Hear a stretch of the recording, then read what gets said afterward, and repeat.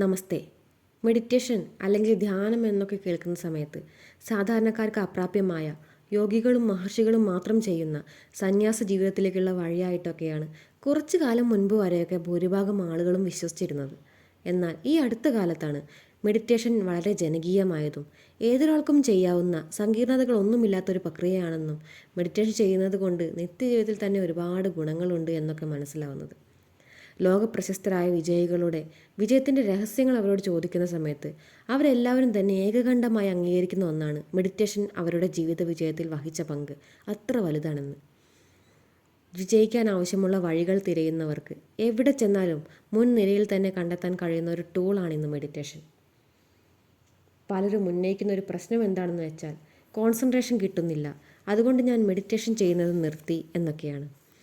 കുറച്ച് ദിവസം മെഡിറ്റേഷൻ ചെയ്തു, റിസൾട്ട് ഒന്നുമില്ല, അതുകൊണ്ട് പിന്മാറുന്നവരുമുണ്ട്. എന്നാൽ നമ്മൾ ആദ്യം മനസ്സിലാക്കേണ്ടത് മറ്റേതൊരു സ്കില്ലിനെയും പോലെ നിരന്തര പരിശീലനം കൊണ്ട് ആർജിച്ചെടുക്കേണ്ട ഒരു സ്കില്ലാണ് മെഡിറ്റേഷനും. തുടർച്ചയായ പരിശ്രമത്തിലൂടെ നമുക്ക് ഈ മെഡിറ്റേഷൻ എന്ന ഗോൾഡൻ ടൂൾ നമ്മുടെ ഉയർച്ചയ്ക്കായി ഉപയോഗിക്കാനാകുമെന്നത് തീർച്ചയാണ്. മെഡിറ്റേഷൻ എന്ന് വെച്ചാൽ എന്താണ്? സിമ്പിളായി പറയുകയാണെങ്കിൽ ചഞ്ചലമായ മനസ്സിനെ കുറച്ചു നേരം പിടിച്ചിരുത്തുന്ന ഒരു പ്രോസസ്സാണ് മെഡിറ്റേഷൻ. ഒരുപാട് വിഷയങ്ങൾ വന്നും പോയും ഇരിക്കുന്ന മനസ്സിനെ കുറച്ചു നേരം ഒരു കാര്യത്തിൽ മാത്രം പിടിച്ചു നിർത്തുന്നതാണ് മെഡിറ്റേഷൻ. ഒരു വ്യക്തിയുടെ മനസ്സിൽ കൂടി ഒരു ദിവസം 40,000 മുതൽ 60,000 വരെ ചിന്തകൾ കടന്നു പോകുന്നു എന്ന് പറയപ്പെടുന്നു. ഈ 24 മണിക്കൂറിൽ കുറഞ്ഞത് 20 മിനിറ്റെങ്കിലും മനസ്സിനെ ഒന്ന് പിടിച്ചു നിർത്താൻ നമുക്കായാൽ അത് നമ്മുടെ ജീവിതത്തിൽ വളരെ വലിയ മാറ്റങ്ങൾക്ക് കാരണമാകും. ഇനി എന്തിനാണ് മെഡിറ്റേഷൻ ചെയ്യുന്നതെന്നല്ലേ? ഒരു ഉപമ പറയാം. ഒരു ടൂൾ ബോക്സ് നിങ്ങളുടെ കയ്യിലുണ്ട് എന്ന് വിചാരിക്കുക. നിങ്ങൾക്ക് ഉപയോഗിക്കേണ്ടതായ എല്ലാ ടൂൾസും അതിലിട്ട് വെച്ചിട്ടുണ്ട് എന്ന് കരുതുക. A to Z കാര്യങ്ങളും ഇടുന്ന പെട്ടിയാണത്. പേന, പെൻസിൽ, പുസ്തകം, കത്തി, കണ്ണാടി, ചീപ്പ്, കത്രിക തുടങ്ങി നിങ്ങൾ നിത്യജീവിതത്തിൽ ഉപയോഗിക്കുന്ന എല്ലാം ഒരു അച്ചടക്കവുമില്ലാതെ വലിച്ചു വാരിയാണ് അതിലിട്ടിരിക്കുന്നത്. എങ്കിൽ അതിലുള്ള അവസ്ഥ ഒന്ന് ആലോചിച്ച് നോക്കൂ. നിങ്ങൾക്ക് എന്തെങ്കിലും ഒന്ന് ആവശ്യമുള്ള സമയത്ത് ചിലപ്പോൾ അത് കിട്ടിയില്ലെന്നും വരാം. എന്നാൽ അടുക്കി ഒതുക്കി വെച്ചിരിക്കുകയാണെങ്കിൽ ആ ടൂൾ ബോക്സ് നിങ്ങൾക്ക് കൂടുതൽ ഫലപ്രദമായി ഉപയോഗിക്കാൻ കഴിയും എന്ന് സംശയമില്ല അല്ലേ? നമ്മുടെ മനസ്സും അങ്ങനെ തന്നെയാണ്. ചിന്തകളും വികാരങ്ങളും ഓർമ്മകളും അതിൽ കുത്തി നിറച്ച് വെച്ചിരിക്കുകയാണ്. അതിന് കുറച്ച് നേരം വിശ്രമം കൊടുത്ത് അവിടെ കുറച്ച് അടുക്കും ചിട്ടയുമൊക്കെ വരുത്തിയാൽ നമുക്ക് കുറച്ചുകൂടി മെച്ചപ്പെട്ട രീതിയിൽ കാര്യങ്ങൾ കൈകാര്യം ചെയ്യാനാകും. ഞാൻ നേരത്തെ പറഞ്ഞ ആ ടൂൾ ബോക്സ് ദിവസവും കുറച്ച് സമയമെടുത്ത് വൃത്തിയാക്കി സാധനങ്ങൾ ഒന്ന് അടുക്കി വെച്ചാൽ പിന്നീട് ഒരു ജോലി ചെയ്യുന്ന സമയത്ത് അനായാസമായി നമുക്കത് ചെയ്യാൻ സാധിക്കും. അതുപോലെയാണ് മെഡിറ്റേഷനും. ദിവസവും കുറച്ച് സമയമെടുത്ത് നമുക്ക് വേണ്ടതും വേണ്ടാത്തതുമായ കാര്യങ്ങൾ വേർതിരിച്ച് വേണ്ടാത്തതിനെ പുറത്തു കളഞ്ഞ് വേണ്ട കാര്യങ്ങളെ അടുക്കി ഒതുക്കി വെക്കാം. നമ്മുടെ ഫോൺ അല്ലെങ്കിൽ PC ഒന്ന് സ്ലോ ആകുമ്പോൾ നമ്മളത് റീസ്റ്റാർട്ട് ചെയ്യാറില്ലേ? അതുപോലെ എങ്ങനെ നമുക്ക് സിമ്പിളായി മെഡിറ്റേഷൻ ചെയ്യാം? എവിടെ വെച്ചും ആർക്കു വേണമെങ്കിലും എപ്പോൾ വേണമെങ്കിലും ഒരു ചിലവുമില്ലാതെ ചെയ്യാൻ കഴിയുന്ന ഒരു നല്ല കാര്യമാണ് മെഡിറ്റേഷൻ.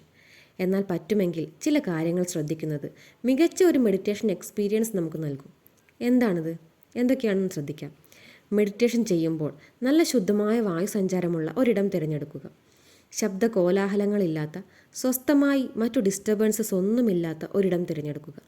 ഓപ്പൺ ടെറസിൽ നിന്നൊക്കെ നമ്മുടെ മെഡിറ്റേഷൻ ചെയ്യാവുന്നതാണ്. മറ്റൊരാളുടെ സഹായത്തോടെ ഗൈഡഡ് മെഡിറ്റേഷൻ ചെയ്യുന്നത് തുടക്കക്കാർക്ക് കുറച്ചുകൂടി കോൺഫിഡൻസ് നൽകും. യൂട്യൂബിൽ തന്നെ ഒരുപാട് ഓഡിയോസ് ഗൈഡഡ് മെഡിറ്റേഷനിൽ അവൈലബിൾ ആണ്. അവരവർക്ക് യോജിച്ചത് തിരഞ്ഞെടുക്കാം. പിന്നീട് ഒരാളുടെ ഗൈഡൻസ് ഇല്ലാതെ തന്നെ സ്വന്തമായി മെഡിറ്റേഷൻ ചെയ്യാൻ നമുക്ക് കഴിയും. അടുത്ത സംശയമാണ് എത്ര സമയം മെഡിറ്റേഷൻ ചെയ്യണമെന്നത്. എത്ര സമയം വേണമെങ്കിലും മെഡിറ്റേഷൻ ചെയ്യാം. എന്നാലും രാവിലെയും രാത്രിയുമായി 20 മിനിറ്റ് വീതം മെഡിറ്റേഷൻ ചെയ്യാനായി മാറ്റിവെച്ചാൽ നന്നായിരിക്കും. ഒരു തുടക്കക്കാരന് ചിലപ്പോൾ അത്ര സമയം കഴിഞ്ഞു എന്ന് വരില്ല. പറ്റുന്ന അത്ര സമയം പരിശീലിക്കുക. പതുക്കെ പതുക്കെ സമയം കൂട്ടി വരിക. മെഡിറ്റേഷൻ്റെ ഗുണങ്ങൾ അനുഭവിച്ചിട്ടുള്ളവർ മണിക്കൂറുകൾ വരെ മെഡിറ്റേഷൻ ചെയ്യുന്നതായി കാണാറുണ്ട്. എങ്ങനെയാണ് നമുക്ക് മെഡിറ്റേഷൻ ചെയ്യാനാവുക? ചിന്തകളെ നിയന്ത്രിച്ച് മനസ്സിനെ അടക്കി നിർത്തലാണ് മെഡിറ്റേഷൻ എന്ന് നേരത്തെ പറഞ്ഞല്ലോ. അതിനായി ആദ്യം നമ്മൾ നമ്മുടെ ഇന്ദ്രിയങ്ങളെ, സെൻസ് ഓർഗൻസിനെ നിയന്ത്രിക്കേണ്ടതായുണ്ട്. കണ്ണുകൾ അടച്ച് നിശബ്ദമായ ഒരിടത്ത് സ്വസ്ഥമായി ഇരിക്കുക എന്നതാണ് ഇതിനായി നമ്മൾ ചെയ്യേണ്ടത്. പ്രത്യേകിച്ചും തുടക്കക്കാർക്ക് മെഡിറ്റേഷൻ ജീവിതത്തിൻ്റെ ഒരു ഭാഗമായി കഴിഞ്ഞാൽ കണ്ണുകൾ തുറന്നു വെച്ചും നമുക്ക് ധ്യാനിക്കാനാകും. ബുദ്ധൻ്റെ ചില വിഗ്രഹങ്ങൾ കണ്ടിട്ടില്ലേ? അദ്ദേഹം പാതി അടഞ്ഞ കണ്ണുകളോടെ ധ്യാനിക്കുന്നത് അവയിൽ നമുക്ക് കാണാനാവും.